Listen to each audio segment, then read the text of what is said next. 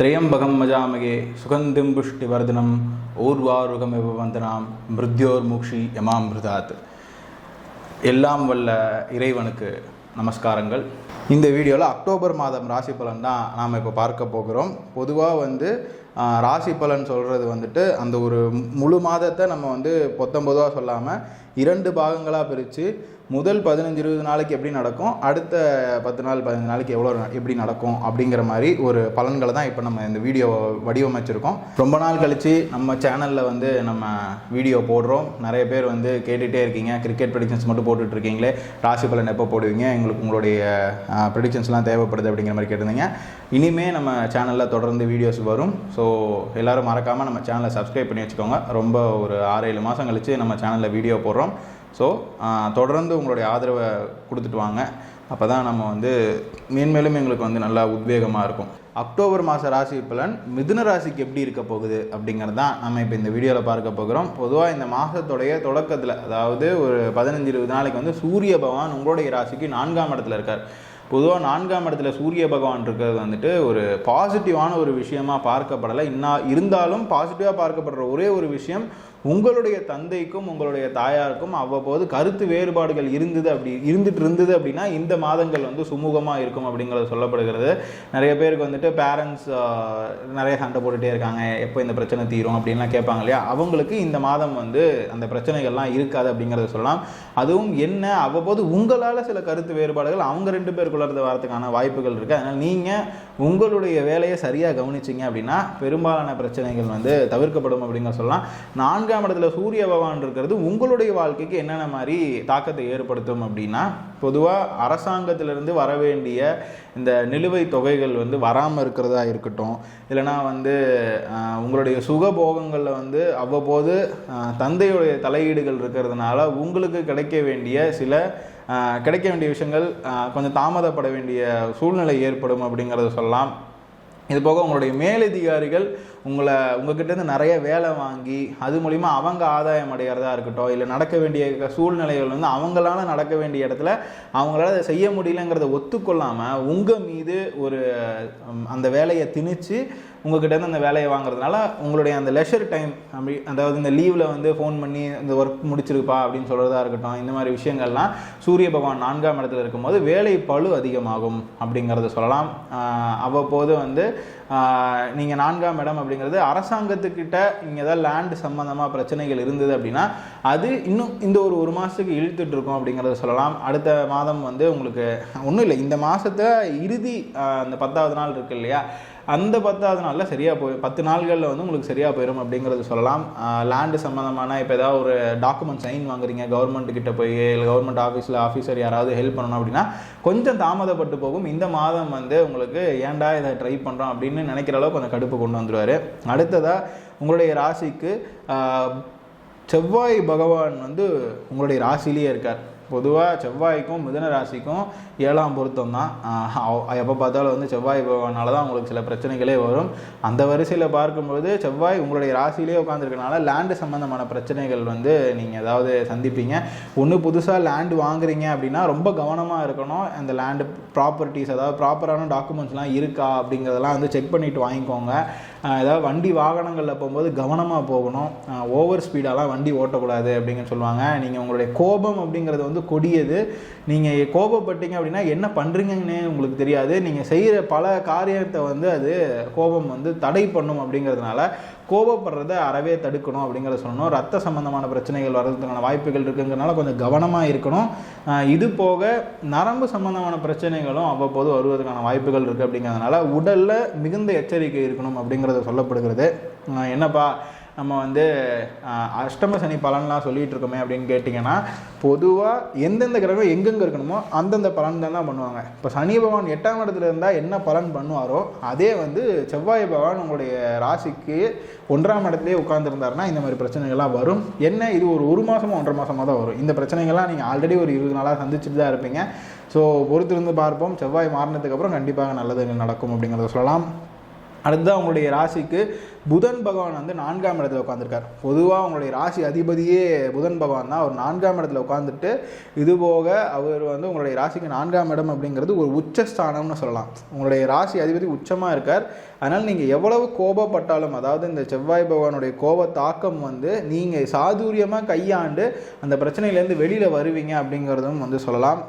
உங்களுடைய சிந்தனை எல்லாமே வந்து ஒரு மேம்போக்கான ஒரு சிந்தனையாக இருக்கும். நம்ம எப்படி வாழ்க்கையில் அடுத்த கட்டத்துக்கு போகலாம் அப்படிங்கிற சிந்தனைகள்லாம் இருக்கும். இந்த கோபத்தை மட்டும் தவிர்த்துட்டீங்க அப்படின்னா புதனுடைய இந்த சாதுரியமான செயல் எல்லாமே வந்து சரியாக நடக்கும் அப்படிங்கிறத சொல்லலாம்.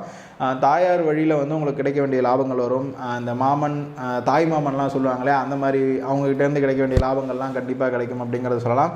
ஸோ உங்களுடைய தாயார் உடல்நலத்தில் வந்து நல்ல முன்னேற்றம் இருக்கும் அப்படின்னு சொல்லலாம். இதுக்கு முன்னாடி வந்து என் அம்மாவுக்கு உடம்பு சரியில்லை, இப்போ நல்லா இருக்கும் அப்படின்னு கேட்டிங்கன்னா கண்டிப்பாக இந்த மாதம் வந்து அவங்களுடைய உடல்நிலை வந்து முன்னேற்றம் அடையும் அப்படிங்கிறத சொல்லலாம். இந்த கல்வி நிலையில் இருக்கக்கூடிய மாணவர்கள் நல்லா படித்து நல்ல மார்க் எடுப்பார்கள் அப்படிங்கிறத சொல்லலாம். கவனச்சிதறல்கள் அப்போது இருக்கும், அதை வந்து நீங்கள் கொஞ்சம் தவிர்த்துக்கணும் அப்படிங்கிறதா சொல்லப்படுகிறது. இது போக உங்களுடைய ராசிக்கு சுக்கிர பகவான் வந்து 5ஆம் இடத்துல இருக்கார். பொதுவாக 5ஆம் இடம் வந்து அவருடைய ஆட்சி வீடு அப்படிங்கிறத சொல்கிறதுனால கண்டிப்பாக இந்த 5ஆம் இடத்துல இருக்கிற இந்த சுக்கிரனுடைய இது வந்து உங்களுக்கு நிறைய பேர் புகழ கொடுக்கும். ரொம்ப நாளாக குழந்தை இல்லைன்னு சொல்கிறவங்களுக்கு குழந்தையை கொடுக்கறதுக்கான வாய்ப்புகள் இருக்குது அப்படிங்கிறத சொல்லலாம். இல்லை நீங்கள் வந்து உங்களுடைய குழந்தைகள் நல்லா படித்து முன்னேறதுக்கான வாய்ப்புகள், நல்ல ஒரு அவங்களால கிடைக்கக்கூடிய சந்தோஷங்கள் இதெல்லாம் வந்து கிடைக்கிறதுக்கான வாய்ப்புகள் இருக்குது. குலதெய்வ வழிபாடு வர்றதுக்கான வாய்ப்புகள் இருக்குது. ரொம்ப நாளாக வந்து ஒரு ஃபேமிலி ஃபங்க்ஷன் ட்ரை பண்ணிகிட்ருக்கோம், குடும்ப நிகழ்ச்சிகள் நடக்கும் அப்படிங்கிறத சொல்லலாம். ஃபேமிலி கெட் டுகெதர் நடக்கும் அப்படிங்கிறதுலாம் வந்து நல்லா பாசிட்டிவாக இந்த இடத்துல காட்டுது.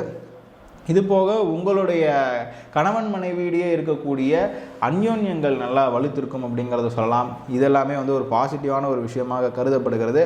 அடுத்ததாக உங்களுடைய ராசிக்கு 12ஆம் இடத்துல வந்து குரு பகவான் இருக்கார். பொதுவாக 12ஆம் இடத்துல குரு பகவான் இருந்தால் பதவி நாசம் அப்படின்னு சொல்லுவாங்க.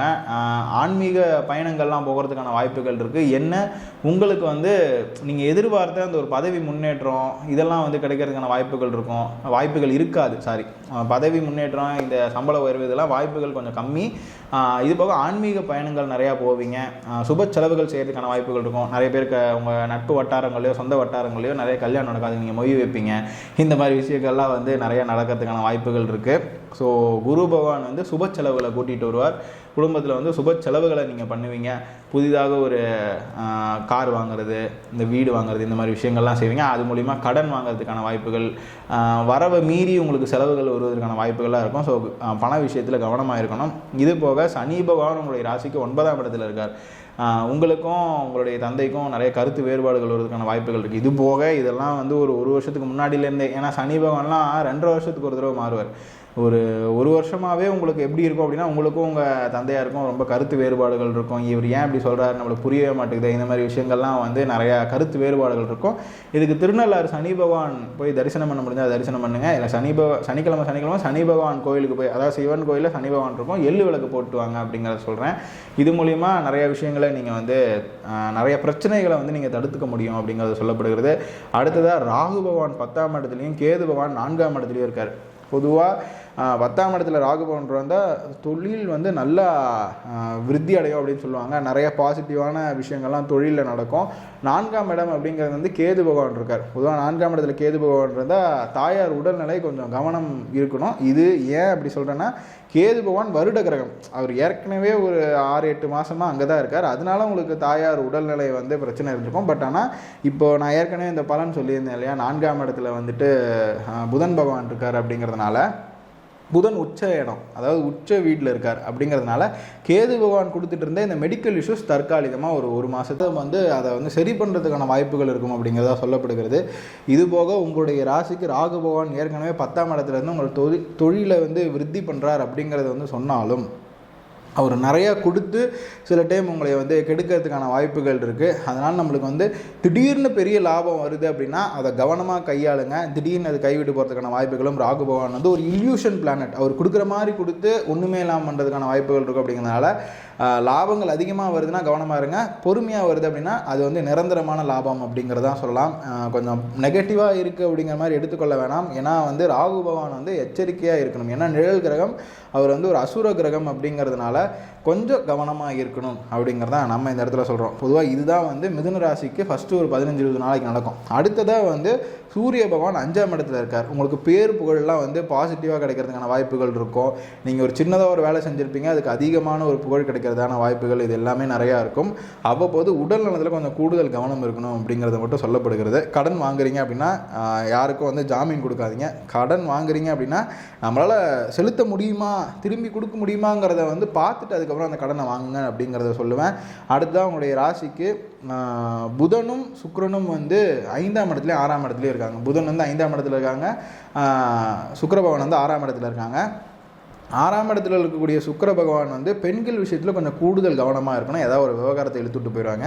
அதனால் கொஞ்சம் பெண்கள்கிட்ட பேசும்போது கவனமாக பேசுங்க. கடன் வாங்குறீங்க அப்படின்னா கொஞ்சம் கவனமாக கடன் வாங்குங்க. இந்த ஒரு அனாவசிய செலவுகள் செய்யறதுக்கான வாய்ப்புகள் இருக்கும். அதை வந்து நீங்கள் கொஞ்சம் கவனமாக இருந்து தடுத்துக்கோங்க. 5ஆம் இடத்துல இருக்கக்கூடிய அதாவது இந்த அடுத்த 10வது ஃபஸ்ட் 20 நாளுக்கு அப்புறம் அடுத்த ஒரு கடைசி 10 நாள் இருக்கு இல்லையா, அந்த 10வது நாளில் வந்துட்டு உங்களுக்கு குரு பகவான்ற பாருங்க, புதன் பகவான் வந்து உங்களுக்கு 5ஆம் இடத்துல போகிறனால நீங்கள் நிறைய படித்த விஷயத்தினால உங்களுக்கு நிறைய லாபங்கள் கிடைக்கிறதுக்கான வாய்ப்புகள் இருக்கும். இவ்வளவு நாளாக நீங்கள் அந்த படித்த அறிவை யூஸ் பண்ணியிருந்துக்க மாட்டீங்க. இப்போது அந்த படித்த விஷயத்தில் யூஸ் பண்ணுறதுக்கான வாய்ப்புகள் ஏற்படும். அது மூலிமா லாபங்கள் கிடைக்கிறதுக்கான வாய்ப்புகள் இருக்கும் அப்படிங்கிறதையும் சொல்ல முடியுது. பிள்ளைகள்னால நிறைய லாபங்கள் வரும். அவங்க திடீர்னு நல்லா படிப்பாங்க, நல்ல மார்க் வாங்குவாங்க. ஸோ இந்த மாதிரி விஷயங்கள்லாம் நடக்கிறதுக்கான வாய்ப்புகள் இருக்குது அப்படிங்கிறதா இந்த கோட்சாரம் அப்படிங்கிறது இந்த அக்டோபர் மாதம் நம்மளுக்கு காட்டுது. உங்களுக்கு எல்லாமே நல்லதாகவே நடக்கும் அப்படிங்கிறத நான் வந்து ஆண்டவன்கிட்ட வந்து பிரார்த்தனை பண்ணிக்கிறேன். உங்களுக்கு இந்த வீடியோ பிடிச்சிருந்து அப்படின்னா லைக் பண்ணுங்கள், உங்கள் ஃப்ரெண்ட்ஸுக்கு ஷேர் பண்ணுங்கள், மறக்காமல் நம்ம சேனலுக்கு சப்ஸ்கிரைப் பண்ணி வச்சுக்கோங்க. மீண்டும் இன்னொரு வீடியோவில் வந்து உங்களை சந்திக்கும் வரை உங்களிடமிருந்து விடைபெறுவது உங்கள் ஜோதிடர் பாஸ்கர் யோகேஷ். நன்றி, வணக்கம்.